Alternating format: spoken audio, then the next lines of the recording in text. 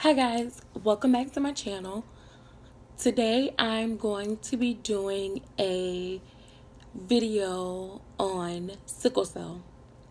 I have sickle cell disease and I want to do a video called What is Sickle Cell? And that's basically just explaining to you guys what sickle cell is and how it's broken down when you have kids. My kids does not have sickle cell. They have the sickle cell trait. So I'm going to break down how they ended up with sickle cell trait. And then at the end of the video, I'm going to answer some of the questions that I got asked from the post that I put up on my Instagram and my Facebook. So for starters, sickle cell is a blood disease. It's not contagious. With sickle cell, your red blood cells are shaped like a crescent versus the regular red blood cells are shaped like a circle.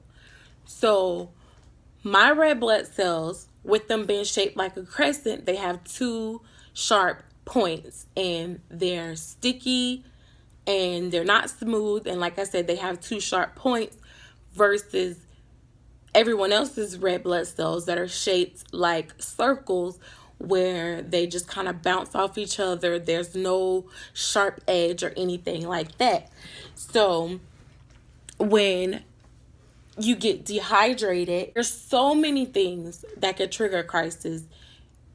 At times, like, you don't even know what can trigger it. Like, you can go from being fine 1 minute and then the next minute you can be balled up crying. And I'm not being dramatic at all, because I have been that way, and it's extremely frustrating to go from being perfectly fine, no pain at all, happy-go-lucky, and then you're balled up in pain, crying, sobbing, and have an anxiety attack because you just went from a high 10 to a pain 10. So what happens with sickle cell is you can have a crisis in your body anywhere blood flows, and blood flows everywhere in your body.